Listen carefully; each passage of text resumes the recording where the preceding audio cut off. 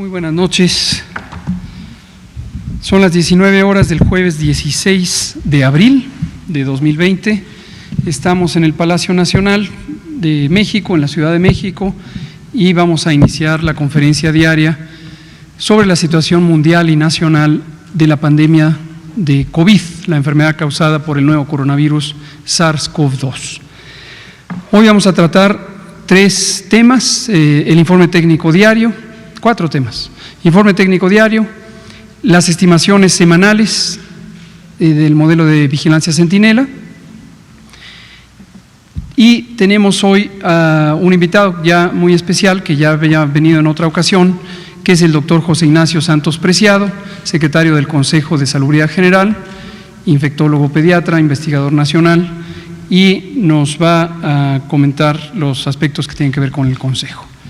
Después, el doctor Ricardo Cortés Alcalá, director general de Promoción de la Salud y creador de Susana Distancia, hoy nos trae una nueva información, y es el informe de movilidad relacionado con lo que explicábamos esta mañana. El efecto de las medidas de mitigación se logra a través de reducir la movilidad en el espacio urbano, o en el espacio no solo urbano, también el rural, pero el espacio público, es decir, se logra quedándonos en casa, y estos informes que nos va a presentar nos permiten visualizar entidad federativa por entidad federativa si existe o no una reducción, de qué magnitud. Le pido entonces al doctor Alomía si comienza, y luego abrimos a preguntas y respuestas. Gracias, señor subsecretario. Muy buenas tardes con todas y todos. Iniciamos con el panorama internacional de la pandemia.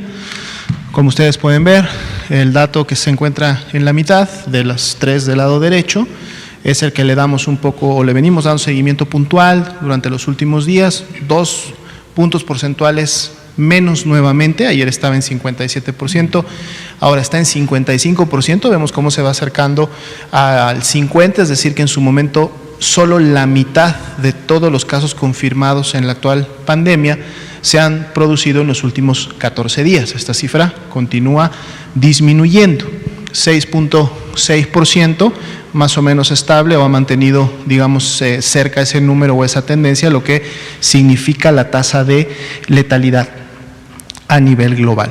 Si vemos en la siguiente diapositiva, prácticamente el día de hoy no hubo variación en estas proporciones, quedaron muy similares a las de ayer, pero sí podemos notar en el gráfico de las dos barras inferiores cómo la región de las Américas está ya a punto de alcanzar a la región europea, y como lo venimos comentando desde hace algunas semanas inclusive, esperamos en algún momento ver ese alcance y además ese rebase, en función que la epidemia en Europa y en los diferentes países donde está ocurriendo empieza a ser menor, ya que muchos países se encuentran en su fase descendente de esta curva epidémica. Entonces, prácticamente ya en un 45% la carga de enfermedad de los últimos 14 días para la región de las Américas.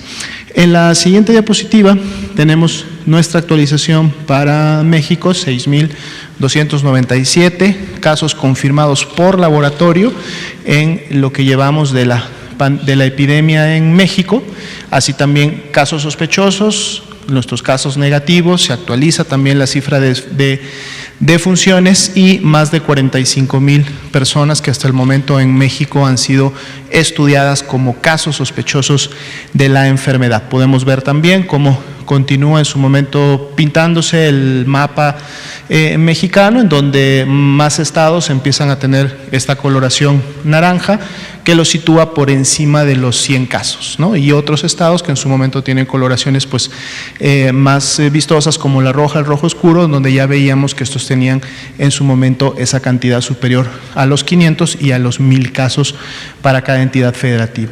En la siguiente diapositiva vemos precisamente esta distribución para los colores. Esta la dejamos siempre de referencia para que ustedes puedan tener los datos completos de cada uno de los estados, y en esta es carga de enfermedad, es decir, casos confirmados por laboratorio para cada uno de estos estados. En la siguiente diapositiva tenemos el mapa nuevamente, pero ahora distribuido por tasa de incidencia acumulada, lo cual ya es una comparación que se hace con base poblacional, y en donde ahora los colores más oscuros pues representan precisamente las entidades federativas, en donde se está llevando a cabo una mayor, digamos, transmisión de la enfermedad en función de la población que cada uno de estos estados tienen. Por eso pueden ver que los colores son diferentes al del primer mapa, y esta es una mucho mejor manera de realmente comparar cuál está siendo esta afectación en cada una de las entidades federativas, y podemos ver cómo las que al menos en los últimos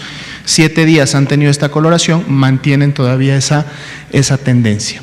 En el siguiente vamos a ver esta distribución también en barras y para cada uno de los estados, para que ustedes ya puedan rápidamente identificar cuáles son los estados con mayor tasa de incidencia acumulada, teniendo también el dato nacional, que es de 4.92, esta tasa por 100.000 habitantes para México, los 6.297 casos confirmados.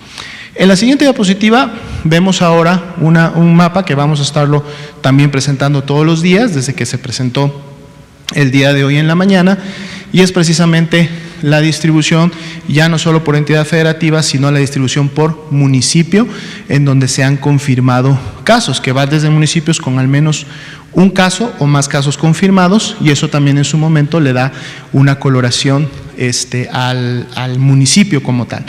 De los 2.470 municipios que están reportados en el INAFED, son 483, es decir, el 19.6% de los municipios en el país que tienen al menos un caso confirmado. Como ustedes saben, hay toda una estrategia para el tema de la Jornada Nacional de Sana Distancia, que ahora va a estar alrededor precisamente de estos municipios, y en función de las fechas que ya se comunicaron esta mañana, de cómo irán implementándose o en su momento retirándose las medidas de seguridad sanitaria para cada uno de ellos.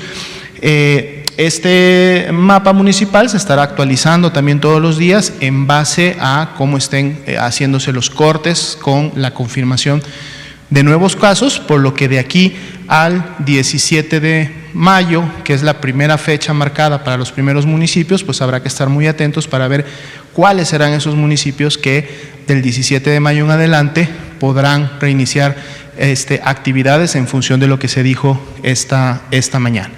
La siguiente diapositiva, por favor, tenemos nuestra distribución por grupo de edad, pero además de hacer una distribución por grupo de edad, también podemos ver para cada uno de los grupos de edad cuántas personas tuvieron que ser hospitalizadas y cuántas en su momento se llevó a cabo un manejo ambulatorio, con lo cual podemos ver cómo a medida que va incrementándose los grupos de edad, las barras de color amarilla, que son los hospitalizados, superan a las verdes, los que nos demuestra que hay una mayor incidencia de personas en estos grupos de edad, específicamente, por lo menos con el corte del día de hoy, a partir de los 60 años en adelante, es donde vemos cómo esas barras cruzan a las barras verdes, que son los pacientes ambulatorios. La distribución por sexo, los hombres continúan con este 58%, y ese prácticamente ha sido un porcentaje en los últimos 2 semanas sin mayor cambio.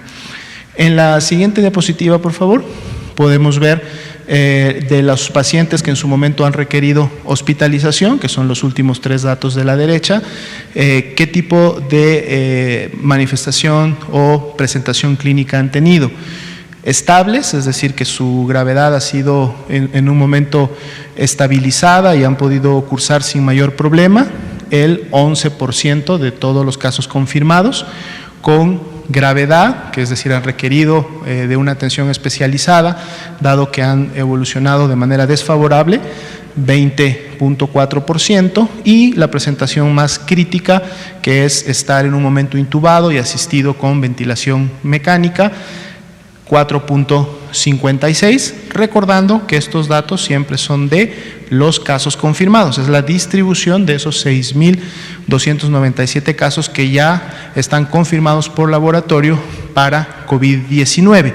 Sin embargo, en la siguiente diapositiva también actualizamos los datos de las personas que todavía no han sido confirmadas a COVID-19, es decir, que están en calidad de sospechosos, que es la primera columna, y tenemos esta misma distribución para que ustedes puedan ver en estos casos que están esperando todavía un resultado, cuál también es su distribución en función de su estado clínico, pero además también las defunciones que aún tenemos como sospechosas y que en su momento de confirmarse, algunas de ellas pudieran pasar a formar parte de la estadística de defunciones confirmadas por COVID-19. Son 486 las que están confirmadas al corte del día de hoy.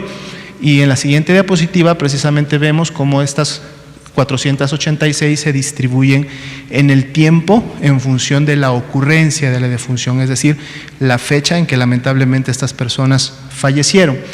Podemos ver cómo tenemos dos gráficas, una que es la línea de defunciones acumuladas, es decir, cómo se van acumulando, y es la línea de color oscuro que tiene un crecimiento, y también tenemos en columnas las defunciones como han ido ocurriendo por fecha de defunción. Podemos ver prácticamente a partir del 7 de abril, desde que inició la epidemia y hasta esa fecha, hubo sí una tendencia ascendente, es decir, a medida que pasaban los días fallecían más y más personas, y a partir del 6-7 de abril vemos una tendencia un poco más estable en función de cómo han ocurrido las defunciones en adelante. No prestemos mucha atención a los últimos 2 días porque estos casos se están actualizando en el sistema, pero de todas maneras hay al menos una estabilización a partir del 6-7 de abril en la tendencia de cómo han estado ocurriendo las defunciones en México. En la siguiente diapositiva vamos a ver las defunciones, cómo estuvieron asociadas según su comorbilidad y factores de riesgo. Todos los días mencionamos, es importante que la población lo sepa: hipertensión, diabetes, obesidad, siempre con mayores proporciones, pero sin dejar de lado al tabaquismo, al EPOC, enfermedad pulmonar obstructiva crónica, la insuficiencia renal, la enfermedad cardiovascular, la inmunosupresión, el asma, personas que padecen de VIH o SIDA. También esta presencia de esta comorbilidad puede ser un factor y se ha visto descrita en múltiples bibliografías, y lo estamos viendo en México, cómo se asocia a un mayor riesgo de poder perder la vida a causa de enfermar por COVID-19. Los hombres continúan siendo la mayor proporción de personas que han fallecido, con un 70% de estos 486. En la siguiente diapositiva vemos un poco mejor expresada el tema de la edad. Aquí tenemos agrupados, son 3 grupos que en su momento se definieron: los menores de 25, los que están entre 25 y 59 y los mayores de 60, para expresar un poco a través del comparativo de la letalidad, cómo en función de la edad también ocurren más defunciones y por lo tanto se incrementa la letalidad en relación a la edad.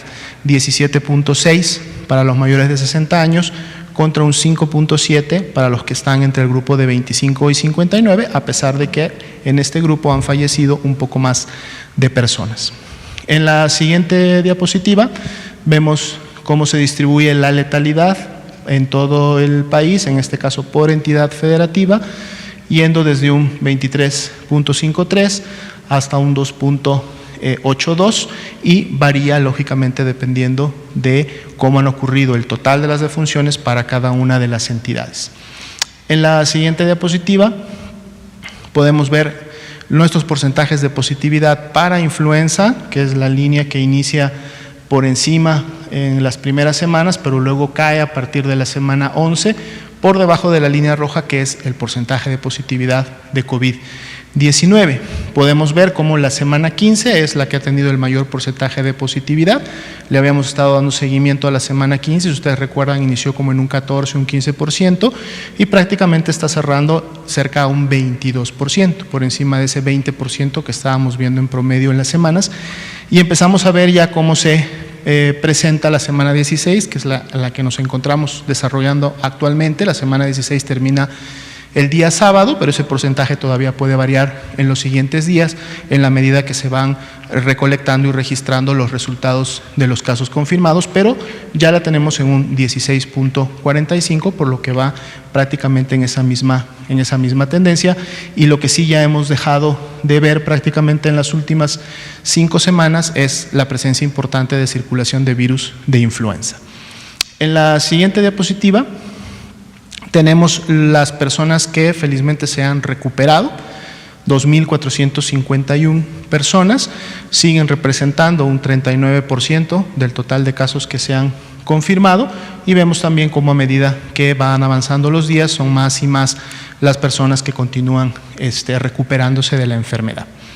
En la siguiente diapositiva veremos cómo el acumulado que tenemos de los casos sospechosos. Esta es una curva epidémica por fecha de inicio de síntomas, es decir, cada vez que una persona inicia con los signos y síntomas de la enfermedad, ya sea la fiebre, ya sea la tos, el dolor de cabeza, es la combinación de una de estas dos, y además la presencia de algún signo o síntoma compatible o que normalmente sucede cuando tenemos un catarro, una gripa fuerte, una infección respiratoria aguda, demandan atención médica en cualquier centro de salud o unidad de atención en el país, y entonces estos notifican a la plataforma si son graves, o sea, tienen algún signo de gravedad, un signo de alarma, al 100% de todos ellos, a quienes también se les toma la muestra correspondiente para confirmar o descartar, ya sea en una unidad de primer nivel o ya sea en una unidad de segundo nivel. Y en el caso de los pacientes que traen una enfermedad leve, se registran en las unidades de salud monitoras de enfermedad respiratoria viral, lo que son las USMER, y en ese caso se toma muestra solamente al 10% de los casos leves para poder tener la señal del porcentaje de positividad que se utiliza para la estimación. Vemos el comportamiento de esa curva, ha sido en su momento ascendente, tenemos en las últimas 3 días básicamente una pequeña variación, es una variación todavía muy temprana, vamos a esperar que los datos se acumulen al menos de las últimas 48 horas y veremos más hacia el fin de esta semana si esto que estamos viendo al final en la curva termina así siendo una tendencia de estabilización o todavía empezamos a ver que la curva sigue subiendo. En la siguiente diapositiva, y que es la última del panorama, nuestros casos acumulados confirmados de COVID-19, ahí están los 6.297, recordando que día con día le estamos echando siempre un ojo y dando seguimiento a las barras naranjas, que es la cantidad de casos que se están confirmando día con día, para ver si aquí también empezamos a tener alguna fluctuación que empiece a generar alguna tendencia ascendente, como lo veíamos en los primeros días después del 23 de marzo en adelante, pero llega un momento ahí alrededor ya del 7-8 de abril, en donde esta tendencia de alguna manera se ha mantenido estable, subiendo, bajando un poquito cada día, pero no con una tendencia ascendente como tal. Es algo que tendremos que estarle también dando seguimiento. Ese sería el panorama para esta noche. Gracias, doctora Lamilla. Procedo ahora yo con la estimación semanal de casos derivada del modelo Centinela. Si me pasa la siguiente, por favor. Aquí vamos a presentar un mapa que está sobre la misma presentación, la diapositiva que sigue, muchas gracias. Las 475 unidades de salud monitoras de enfermedad respiratoria, antiguamente conocidas como unidades de salud monitoras de influenza. Lo que queremos mostrarles aquí es el mapa de la República Mexicana y la localización de las distintas unidades de salud. Esto para que ustedes tengan una apreciación visual aquí y quienes nos escuchan y ven por la transmisión de que cubren todo el territorio nacional.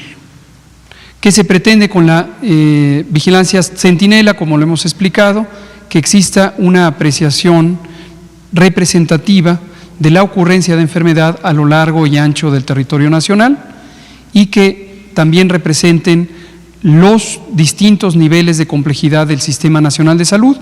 Por lo tanto, tenemos en estas unidades de salud monitoras de enfermedad respiratoria, tenemos centros de salud o unidades de medicina familiar, es decir, las consultas de pacientes ambulatorios, tenemos hospitales generales y tenemos también hospitales de especialidad.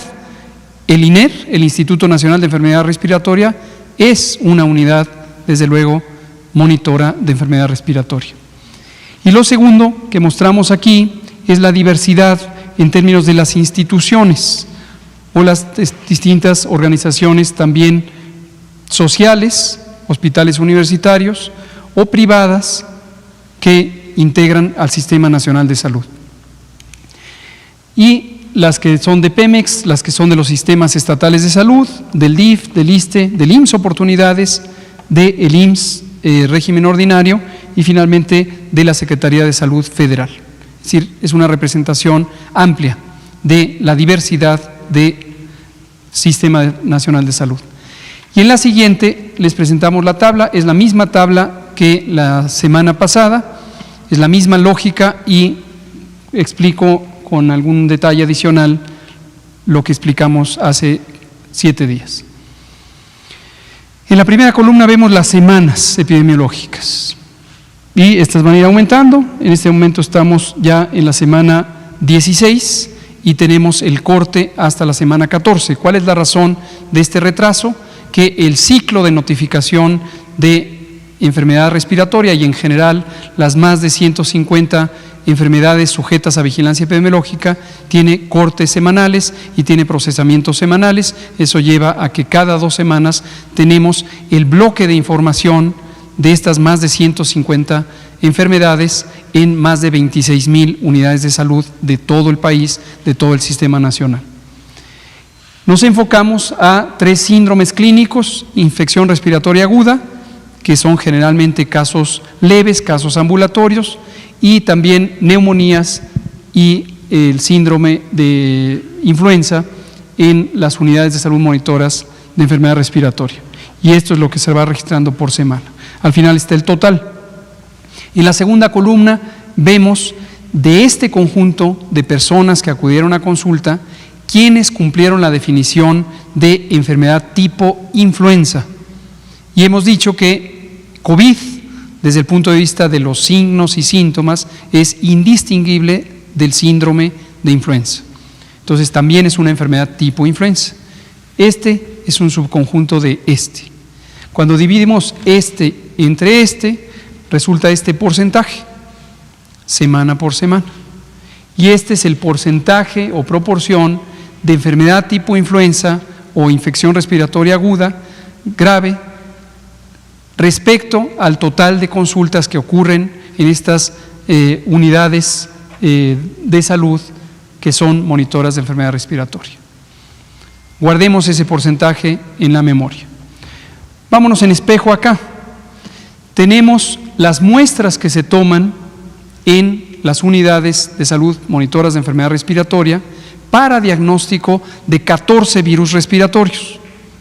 COVID o SARS-CoV-2 fue el virus 14 que se agregó al panel viral, al panel de diagnóstico. De ellas, un número resulta positivas. Noten que en estas semanas no teníamos todavía la introducción de caso alguno de SARS-CoV-2 o de COVID en México y estaba en 0, pero se tomaban las muestras. ¿Cuántas? Estas muestras, pero ninguna resultó positiva a COVID. Por eso estábamos tan claros que no teníamos el virus en México hasta el primer caso el 28 de febrero. Entre esto nos da un porcentaje, que es este. Es la proporción o porcentaje de muestras que se tomaron a pacientes con enfermedad tipo influenza en las unidades monitoras y que resultaron positivas. Tomemos en la mente estos 2 porcentajes. Finalmente, tenemos en las 26,000 unidades de salud, más de 26,000 unidades de salud, que notifican semanalmente al sistema de vigilancia epidemiológica, tenemos notificaciones de infección respiratoria aguda, neumonía o el síndrome clínico de influenza, en las 26,000. Pero ahí no tomamos muestras más que en 475, que son las unidades monitoras. Entonces queremos hacer una expansión de todos aquellos casos que de habérseles tomado muestra habrían resultado positivas, primero con el síndrome clínico, enfermedad tipo influenza o infección respiratoria aguda grave, y segundo, positivas a el laboratorio. Y estos dos son los números resultantes y finalmente nos dan el número de estimados de COVID en las 26,000 unidades, es decir, lo que no se ve porque no están en las unidades de monitoras de enfermedad respiratoria, ¿no? Hemos dicho también que los casos graves y desde luego también los hospitalizados en terapia intensiva y las personas que desafortunadamente pierden en la vida se registran al 100%. Entonces, ¿en dónde interesa la estimación? En los síndromes clínicos no graves, los casos ambulatorios. Quien esté interesado en las matemáticas de esto estará haciendo cálculos y querrá ver si efectivamente estas multiplicaciones que he relatado coinciden con estos números. Pero le falta una parte que está descrita en el manual de vigilancia epidemiológica de la influenza y que no está aquí porque es más complejo. Es la estratificación por grupos de edad cada 5 años y por entidad federativa. Entonces, este es el agrupado nacional, pero no está considerando el factor edad y el factor entidad federativa. Técnicamente en epidemiología eso se llama estandarización por edad y en este caso estandarización por la diversidad geográfica. Eso es lo que no se ve aquí, está descrito en el manual, entonces no se angustie si usted está haciendo estos números y no los identifica. Finalmente tenemos la resultante, que son para esta semana en forma acumulada desde el día 1 del año, 55,951 personas que estimamos han tenido COVID en México y que corresponde al proceso de la vigilancia Centinela. Por último, en la última diapositiva, lo que vemos es un elemento importante. Por hoy es exactamente la misma gráfica que acaba de presentar el doctor Alomía con la letalidad de casos, los casos observados, los casos confirmados en forma directa. Hemos estado diciendo, desde que entró en funcionamiento el proceso de vigilancia Centinela para COVID, existente por muchos años para influenza, que esto en su momento empieza a resultar en una sobreestimación, es decir, en un aumento aparente de la letalidad. Y como la letalidad es un indicador de qué tan grave, qué tan agresiva es la enfermedad, esto puede dar una señal confusa. En este momento, en el mundo, tenemos una letalidad apenas arriba del 6.5% y México tiene, si lo vemos solo por los casos confirmados, 7.72%. Como cada país tiene su método de vigilancia epidemiológica, nosotros explícitamente identificamos a los que no son aparentes y usamos vigilancia Centinela, pero otros países no necesariamente lo hacen. Entonces empieza a haber una no comparabilidad entre las letalidades y otros indicadores. Entonces nos interesa presentarles un nuevo indicador, un nuevo índice más bien, que es la letalidad en casos estimados. Letalidad en casos estimados. Nótese que es notoriamente más pequeña, pero está claramente identificado.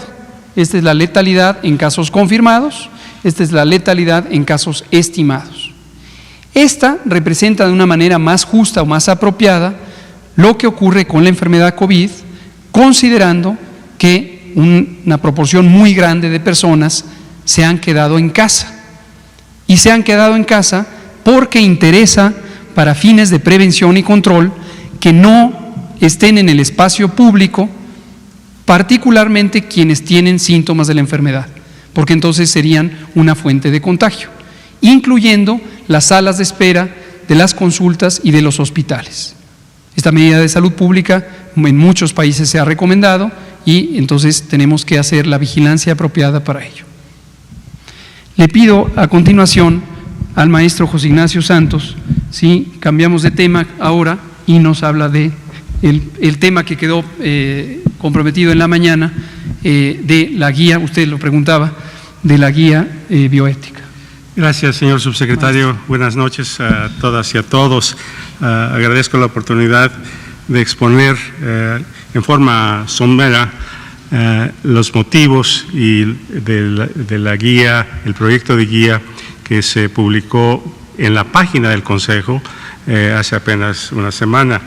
Lo voy a dividir en 5 pasos y serán breves, hablando de los propósitos de la guía, la naturaleza de la misma, el proceso del mismo y los equipos de triaje y las funciones de los equipos. Desde el exhorto del Consejo en la sesión extraordinaria del 19 de marzo, el exhorto para que el Sistema Nacional de Salud hiciera el planteamiento de reconversión y expansión de camas para la atención del futuro de la pandemia. Como ustedes saben, el Consejo no está sectorizado y tenemos que ver tanto con el sector salud como con la medicina privada. Y trabajando desde el año pasado con los hospitales privados, logramos realmente lo que el presidente anunció la semana pasada, de un convenio donde los 2 grandes consorcios o asociaciones y consorcios de hospitales privados están justamente apoyando el proceso de la pandemia, poniendo más de 3,000 camas a disposición del gobierno federal. Ahora bien, el objetivo del proyecto de guía para la toma de decisiones de triaje es cuando una emergencia sanitaria, una emergencia de salud pública, genera una demanda en los recursos de medicina, específicamente medicina crítica, que rebasa o supera la actual disponibilidad. Tiene el propósito de organizar la respuesta y debe de ser frente a la emergencia sanitaria relacionada, en este caso, con el virus SARS-CoV-2, ante la posibilidad de saturación del sistema que ya mencioné. Busca establecer un mecanismo de triaje que garantice imparcialidad, objetividad, aplicación de criterios científicos y bioéticos para determinar prioridades de pacientes frente a recursos limitados o recursos escasos. Busca eliminar total discrecionalidad, influyentismo, amiguismo, recomendaciones y acciones análogas.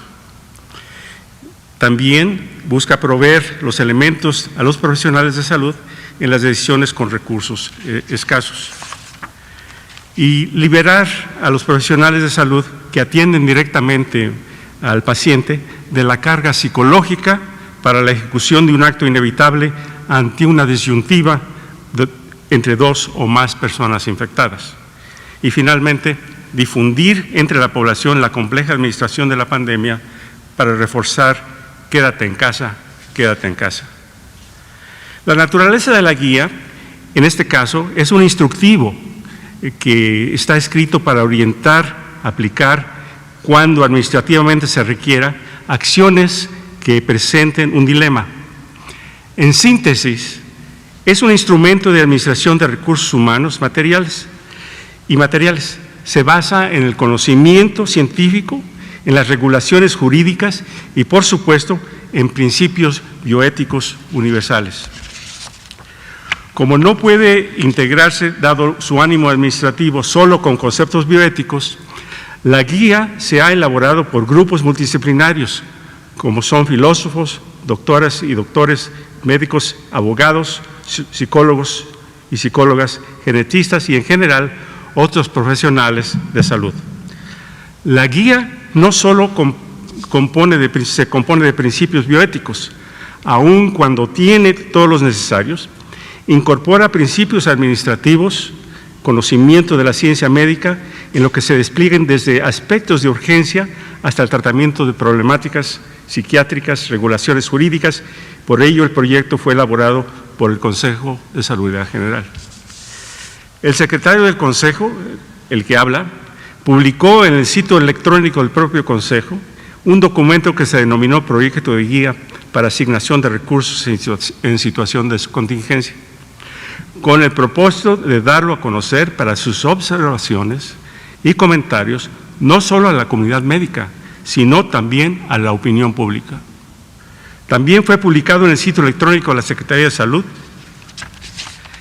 el texto de un documento vivo, en el sentido de que ha sido muy dinámico por las diversas aportaciones que han enriquecido, y con satisfacción comunicamos a la sociedad que el citado proyecto está concluido.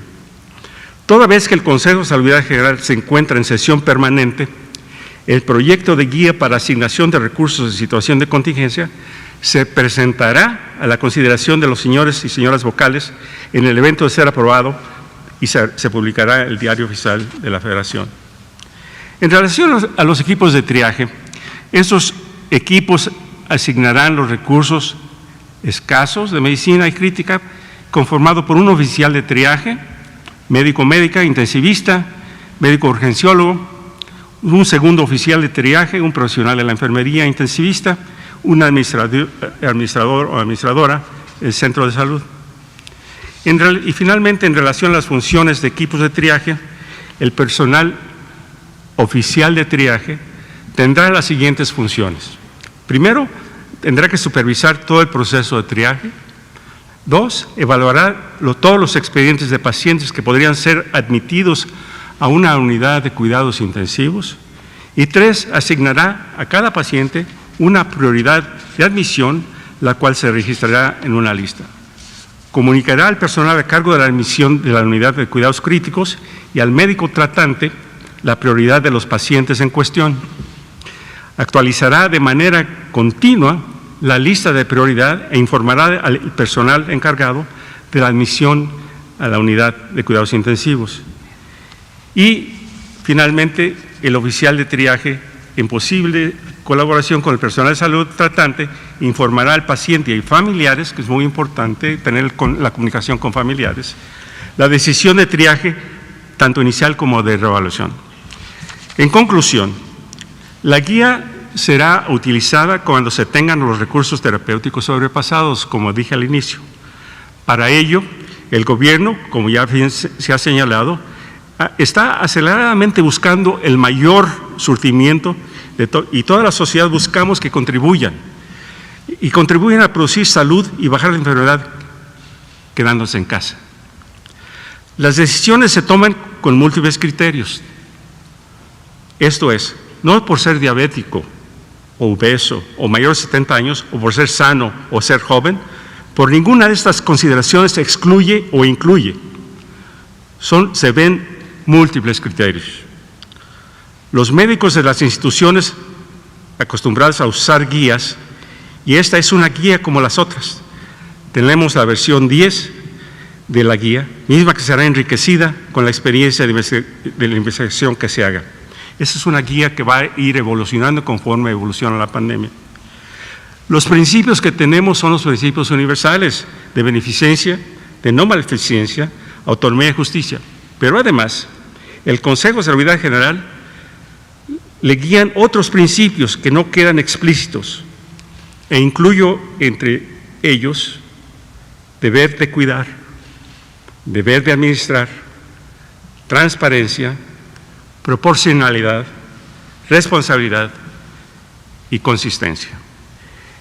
Como han escuchado, el propósito de este proyecto de guía, que será puesto a consideración del Consejo, tiene justamente el objetivo de salvar vidas. Los recursos siempre son limitados y lo hemos visto en todos los países que están sufriendo o han sufrido esta pandemia. Entonces, el no prever estas circunstancias sería éticamente fallar a los pacientes. Muchísimas gracias. Muchas gracias, doctor José Ignacio Santos, secretario del Consejo de Salud General. Finalmente, le pido al doctor Ricardo Cortés Alcalá si nos comenta sobre la movilidad en el espacio público. Muchas gracias, doctor López-Gatell. Pasamos las siguientes diapositivas, por favor. Vamos a ver un reporte de movilidad por estado. Este es importante, es un reporte de movilidad comunitaria de parte de Google que nos ofrece para revisar cuál ha sido la disminución o incremento de la movilidad de la comunidad a través del uso de nuestros teléfonos celulares. Cuando uno le da a una aplicación, sí quiero que me sigas mientras está prendido mi celular y yo voy a un lado, voy a otro, yo le estoy dando permiso a estas empresas de registrar por dónde voy, y esto nos permite tener este tipo de análisis. Muchísimas gracias a Google por esto, así como Apple ha dado otros datos y otras empresas también. Aquí lo que estamos viendo es la movilidad en materia de compras y entretenimiento. Esto es, la escala es negativa. Como podemos ver, a nivel nacional hemos reducido el 66% de nuestra movilidad en materia de compras y entretenimiento. Quien más ha reducido ha sido el estado de Baja California Sur, y así paulatinamente hasta un 60% de reducción del estado de Hidalgo. Sobre la siguiente, por favor, la movilidad en materia de estaciones de transporte. También se tienen georreferenciadas las estaciones de transporte público y se puede ver cómo ha incrementado o disminuido esta movilidad. Nacionalmente también estamos alrededor del 63% de reducción de la movilidad en materia de estaciones de transporte público, con un casi 90% en Quintana Roo y alrededor del 47-48% en Querétaro, en este orden de cambio. Lo que creo que es importante es que el estado de Querétaro, que es el que menor disminución en la movilidad en materia de transporte público ha mostrado, de acuerdo a estos datos, tiene una reducción de prácticamente el 50%. La siguiente, por favor. En materia de trabajos, en los lugares de trabajo se ha disminuido a nivel nacional el 50%. El estado de Baja California Sur es el que más disminución ha tenido, que supera el 60%, y en Veracruz cerca del 40%. Esto me parece que hay que analizarlo a más profundidad, dado que las actividades laborales se ha solicitado y se ha hecho hincapié en que es una necesidad importante el suspender las actividades no esenciales, y esto nos puede dar una visión global, estatal y nacional sobre cómo se ha disminuido en materia de la movilidad en los trabajos. Y por último, la última diapositiva, por favor. Esto es quédate en casa, la movilidad residencial. Esta no se mide en negativo, esta se mide en positivo. Esto es bueno que esté hacia arriba. Nacionalmente hemos estado un 20% más en casa que lo que estuvimos en la línea base, que son los primeros días de enero. Y es Quintana Roo quien más se ha quedado en casa con casi un 30%, y Tlaxcala quien menos se ha quedado en casa con menos del 20%. Me parece que esta es una información que también hay que ver las razones. Recordemos que este seguimiento también se da siempre y cuando uno tenga el teléfono celular prendido. Probablemente esa sea una de las causas de las que no se haya podido tener un registro más alto. Sin embargo, no perdemos la oportunidad de decir que si estos números de quédate en casa son reales, hay que subirlos, hay que quedarnos en casa todos. Quédense en casa. Muchísimas gracias. Gracias, doctor Ricardo Cortés. Tenemos 15 minutos para preguntas. Vamos a empezar con ustedes dos. Nos pasamos aquí con ustedes dos. Ahorita, ojalá de tiempo. Gracias. Muchas gracias, doctor. Buenas noches a todos. Bianca Aguirre, de Notimex Televisión. En la mañana usted anunció que el primer ciclo de la pandemia sería el 25 de junio. Para esto, ¿qué quiere decir el primer ciclo? Es decir, bueno, pues va a haber otro ciclo, ¿y en qué va a constar? Muchas gracias por la pregunta, Bianca. En la mañana me quedé con la inquietud de que no me lo hubieran preguntado y que ya no lo precisé. Las epidemias en general, pero las epidemias de enfermedades infecciosas no tienen un comportamiento único, es decir, como lo mostramos en los mapas municipales y ahorita lo volvemos a enseñar, no al mismo tiempo ocurren en todos los 127 millones de personas en el país, sino que están fragmentados, segmentados por los territorios, por cada municipio, por cada zona urbana. Esto lo que resulta, la consecuencia de este fenómeno es que puede ser que haya una asincronía, es decir, un desfase en tiempo muy importante entre la primera localidad que fue afectada y la última localidad que fue afectada. En la medida en que permanezcan personas susceptibles a la infección, es decir, que no tengan inmunidad, puede ocurrir que una vez que la epidemia, en esta primer curva epidémica, en este primer brote, ha terminado en una localidad, a lo largo de las siguientes semanas o meses pudiera reintroducirse desde otra localidad. Inventémonos un ejemplo hipotético: la Ciudad de México fue la primera localidad donde tuvimos COVID, aquí se detectó el primer caso de COVID el 28 de febrero, pero una vez que se superen todas estas semanas y disminuya la transmisión, eventualmente se termine la transmisión, podría ocurrir que al momento de levantar las medidas de restricción de la movilidad, se reintrodujera la infección desde otra localidad que aún tenga transmisión o incluso desde otro país. Y en la medida en que en el mundo entero existe ese fenómeno, por eso se llama pandemia, porque está en todo el mundo, también va a haber una importante desfase de tiempo, asincronía entre lo que ocurra en los distintos países. Para que tengan una idea del tipo de consecuencia que puede tener esto, les relato la experiencia de hace 10 años con la pandemia de influenza H1N1.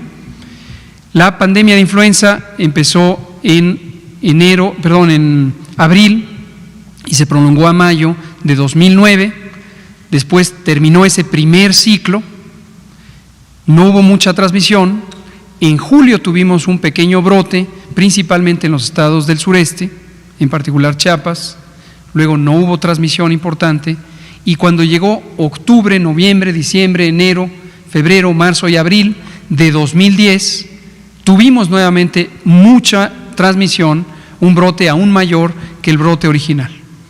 Y la explicación en el caso de influenza es que los hemisferios del mundo tienen una asincronía de las estaciones.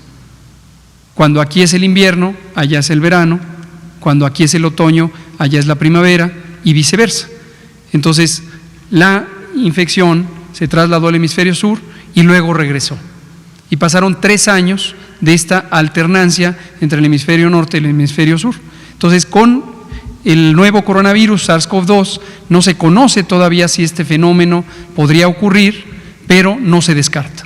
No se descarta por la semejanza que tiene con el mecanismo de transmisión y el tipo de enfermedad que causa con la influenza. Gracias. Por favor. Buenas noches, Jocelina Redondo de Notimex. Doctor, preguntarle, en la mañana usted habló algo sobre segmentar la movilización o la población. ¿Esa medida se va a tomar y en caso de que se tome, cómo sería? Y segunda pregunta, el gobernador de Michoacán hoy dijo que él no va a tomar en cuenta las recomendaciones. Mi pregunta va más hacia si estos estados tienen la autonomía para decidir si se levanta o no estas medidas. Gracias. Muchas gracias. Su pregunta justamente es secuencia de la pregunta que hizo Bianca. Por eso es que determinamos como una nueva medida la segmentación. Los grupos de asesoría científica, al identificar esta asincronía, este desfase de tiempo y esta distribución desigual de la intensidad de transmisión entre los distintos municipios, recomendaron utilizar otro de los componentes de la estrategia, que es la contención geográfica en relación a la movilidad interna en el país. Entonces, la segmentación básicamente lo que quiere decir es, vamos a tomar un conjunto de municipios, pensemos en el mapa de la mañana, en la zona verde, es decir, municipios que tienen pocos o ningún caso, y van a ser considerados como una sola zona de riesgo. Y se instrumentarán los mecanismos para que las personas solo estén en la movilidad en esos sitios. De tener que moverse más allá de esos sitios, por alguna razón apremiante, justificada, que existan los mecanismos de filtro, de detección de síntomas, como un mecanismo adicional para el control de la epidemia. Esto, dicho sea de paso, fue una propuesta ahora del grupo científico al analizar precisamente los datos y las modelaciones matemáticas, pero no es una medida nueva. Esta es una medida que se ha usado por décadas, quizá por siglos, para el control de las epidemias de distinta naturaleza. Muchas gracias. Todavía tenemos que definirlo y por eso dije en la mañana, la propuesta que hará las autoridades sanitarias, es decir, la Secretaría de Salud, será sometida a consideración del Consejo de Salubridad General. Su otra pregunta sobre el gobernador de… La cuarta autoridad sanitaria, de acuerdo al artículo 4 de la Ley General de Salud, son los gobiernos estatales. Entonces, efectivamente, a cada quien le corresponde un ámbito de competencia, como se define en la ley, y la ley lo que define es una acción de concurrencia, es decir, comparten el espacio físico, en el espacio físico la responsabilidad. Gruesamente diríamos que las tres autoridades sanitarias nacionales, que son en secuencia el Presidente de la República, el Consejo de Salubridad General y el Secretario de Salud, toman disposiciones de carácter general y los gobiernos estatales tienen responsabilidad en su territorio. Gracias. Ustedes dos, por favor. Pues gracias por la oportunidad. Seré breve, ya que se aclaró que la guía bioética es un proyecto y ahora puntualiza que va a ir evolucionando y es un documento vivo. A mí me gustaría preguntarles, dado que desde mi punto de vista pareciera que descansa en un concepto biopolítico del hacer vivir, dejar morir, en ese sentido, si se podrían incluir otras perspectivas filosóficas en esta guía, si están considerando incluir a otros especialistas, ¿cuándo se presentará? Y si al ser un documento que también va a tener preceptos jurídicos, ¿cómo se les va a garantizar el uso de esta guía a la primera línea de los médicos para que se haga efectivo? Entiendo que una vez se haga público, pero ¿cómo se va a difundir? ¿Cómo se les va a hacer presente a la gente que va a entrar en primera línea o está en primera línea? Y si ya se estableció algún tipo de diálogo con el rector de la UNAM, que se deslindó de la guía. Gracias. Correcto. Empiezo con lo último, la discusión con el rector está zanjada, creo que hubo un malentendido, porque no fue una convocatoria del Consejo, sino que es un grupo de trabajo dentro de la Comisión Consultiva Científica. Hay un comité de ética que se autorizó en noviembre del año pasado por el Pleno del Consejo. Y regresando a tus preguntas, gracias por las mismas. El documento no es el hilo negro.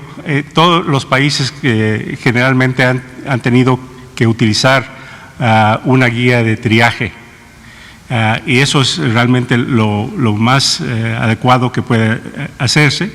Y aquí lo que estamos proponiendo como el Consejo, tener esto preparado antes de. No estamos anticipando una catástrofe, sin embargo hay que prepararnos para una catástrofe. O sea que los recursos son limitados en todo el mundo y lo estamos viendo, lo hemos visto, lo hemos vivido en otros países. Así es de que la idea es de este proyecto de guía tiene los preceptos éticos, bioéticos y jurídicos definitivamente. Se tiene que presentar al Consejo para que se vuelva un acuerdo del Consejo, se publique en el Diario Oficial de la Federación y se haga la obligatoriedad. Ahora, hay estados y grupos específicos en los hospitales. El Consejo, para certificar un hospital, pide que tengan un comité de ética. Entonces, eso lo hemos trabajado nosotros desde que empezó la administración. Entonces, una vez que se publique el Diario Oficial de la Federación, se va a socializar, obviamente, y la idea es de que todas las entidades federativas tengan un marco de referencia. Es una guía.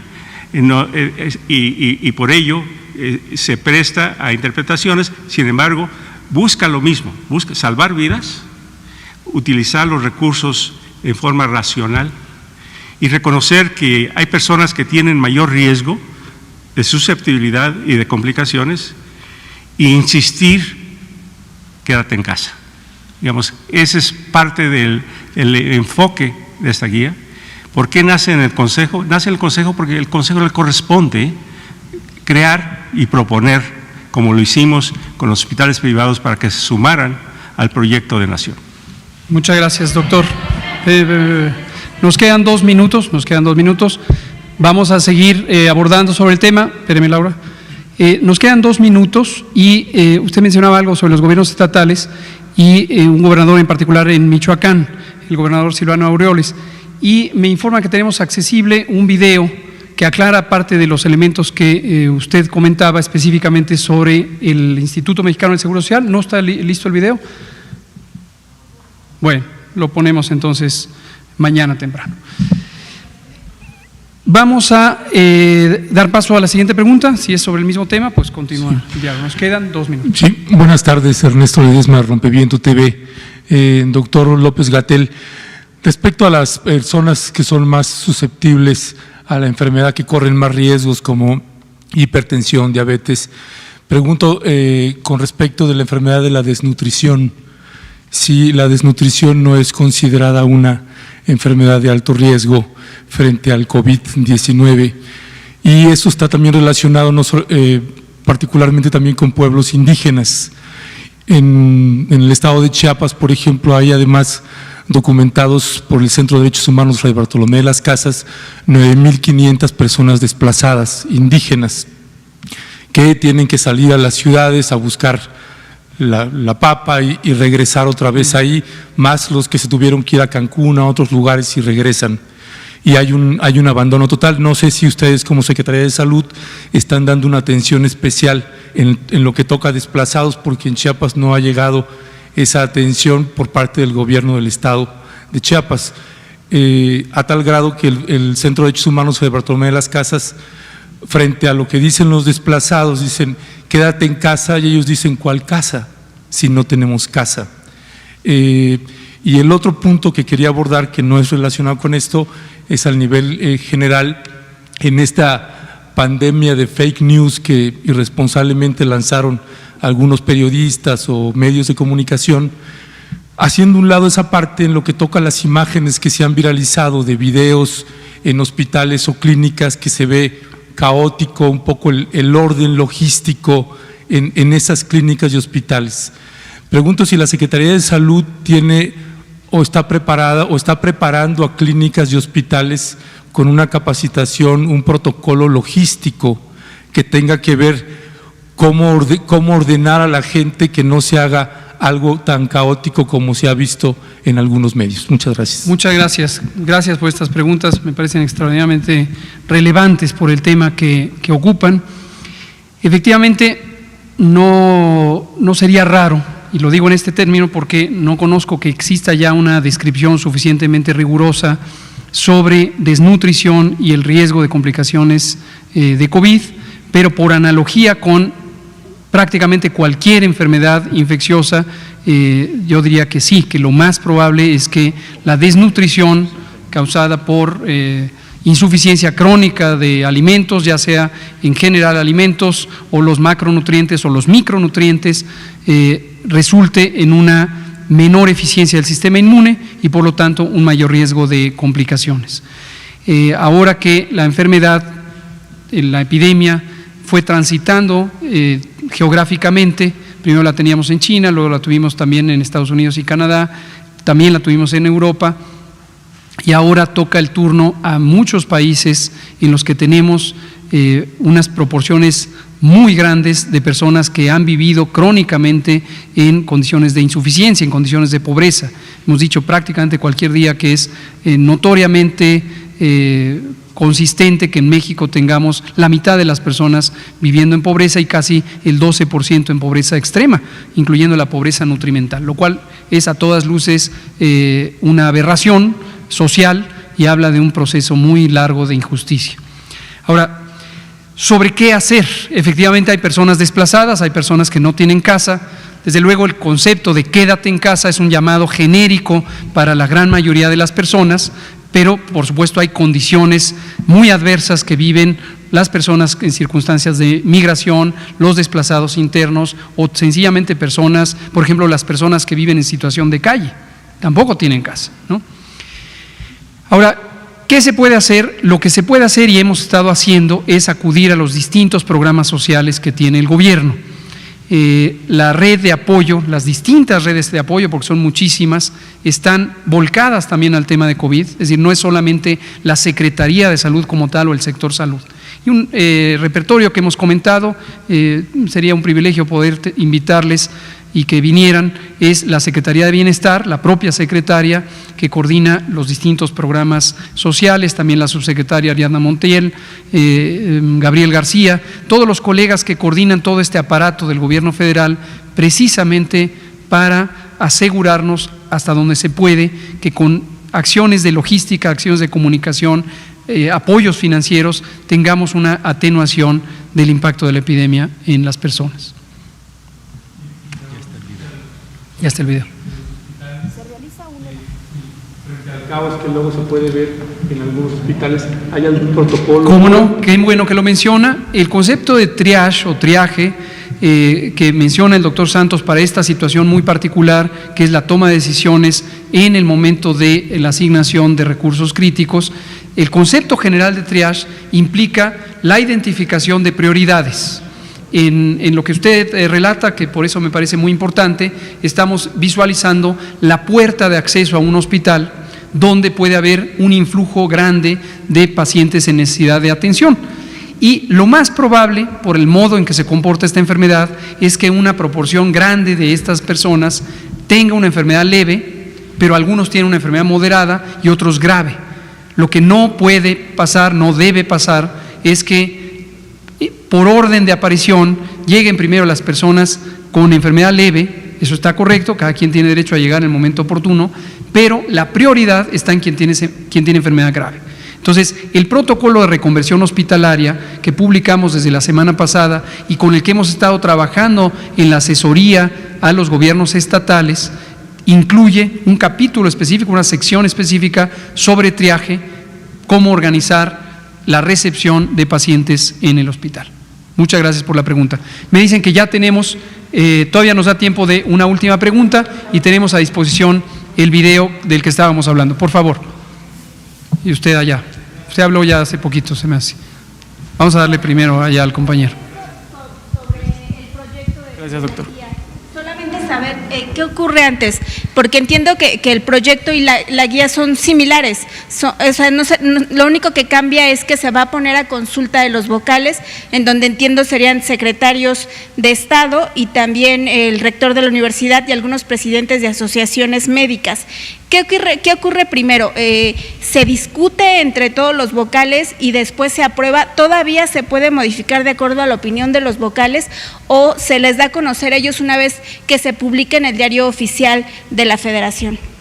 Buena pregunta. El Consejo de Salubridad General consta de 13 integrantes con voz y voto. Recientemente se adicionaron 6 integrantes más para justamente la duración de la contingencia sanitaria. El documento se somete a los vocales con voz y voto y a los vocales invitados, en este caso los 6 adicionales, que revisarán y se pondrá a consideración en el Pleno del Consejo para su aprobación. Así es de que esa sería la secuencia de la guía. La guía está jurídicamente y bióticamente sólida. Los integrantes que formularon la guía son expertos todos. La mitad de ellos son de la UNAM, diferentes escuelas, facultades de la UNAM. Uno de los coordinadores es de la Universidad de Oxford, filósofo, o sea que ya se ha revisado externamente al grupo y la verdad que el consenso es que la guía tiene todos los elementos necesarios. Gracias, doctor Santos. Antes de pasar a la siguiente pregunta, el video que les había comentado, este es sobre el tema de Michoacán y una duda que se había planteado sobre el proceso de reparación de ventiladores en el territorio michoacano. Por favor.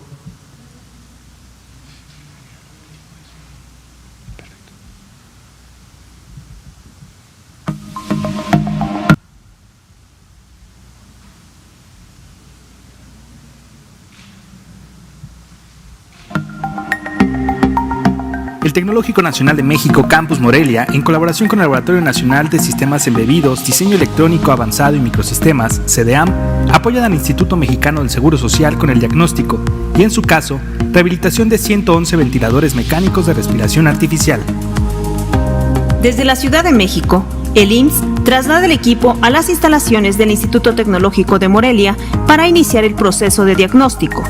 Una vez descargado el equipo, el personal del Tecnológico de Morelia, coordinado por el doctor Juan Alfonso Salazar Torres, contabiliza y desinfecta los ventiladores mecánicos con la utilización del ponitizante, solución que fue desarrollada por profesores de Ingeniería Bioquímica de esta casa de estudios, para lo cual se esparce el líquido con un dosificador y se limpia con tela de algodón utilizando guantes de látex y cubrebocas. Después de ser desinfectados, los equipos se clasifican por marca y se asignan al grupo de investigadores y alumnos para su diagnóstico inicial, en el cual se establece el estatus en el que se recibe el equipo. Una vez asignado el equipo a los investigadores, ellos se encargan de habilitar el ventilador mecánico para su prueba de funcionalidad neumática y electrónica. Asimismo, se realiza un levantamiento de los consumibles y accesorios faltantes. En este proceso se determina el equipo viable para reparar. Para continuar con el trabajo, el personal repara los equipos viables y se complementa con el refaccionamiento y consumibles necesarios. Finalmente, con equipos simuladores y medidores de flujo, se calibran las variables de control del ventilador, que corresponden a flujo, mezcla de gases y presión. Concluido este proceso, se realiza un reporte final de trabajo sobre el equipo reparado y calibrado para ser entregado al Instituto Mexicano del Seguro Social. Sin duda, este trabajo no se podría realizar sin la colaboración de alumnos de las carreras de Ingeniería en Mecatrónica y Electrónica, egresados del ITE Morelia con experiencia en reparación de este tipo de equipos, profesores investigadores de licenciatura y posgrado, aunado al apoyo de empresas de exalumnos dedicadas al servicio en hospitales y centros médicos, donde realizan este tipo de trabajo, y que en esta ocasión brindan sus servicios para la calibración del equipo en el Tecnológico de Morelia. De esta manera, el Tecnológico Nacional de México, Instituto Tecnológico de Morelia, fiel a su misión, contribuye en beneficio de la sociedad a través de la formación de profesionistas que inciden en el desarrollo científico, tecnológico, económico y social a nivel regional, nacional e internacional. Muy bien, pues esto parece bastante claro. Se llama Instituto Tecnológico de Morelia. Necesariamente está en el territorio del estado de Michoacán y creo que tiene que ver con lo que usted comentaba. Aquí yo aprovecharía para decir lo siguiente, y a propósito de lo que usted preguntaba sobre las autoridades sanitarias. Los gobiernos estatales son autoridad sanitaria, tanto como son 3 autoridades de nivel federal. La ley es muy clara sobre cómo se ocurre el proceso de colaboración, esto que la ley le llama concurrencia. Estamos ante un proceso complejo, un proceso nuevo, un proceso histórico, en donde el sistema no solamente de salud, sino el sistema país se ve confrontado a un momento de estrés.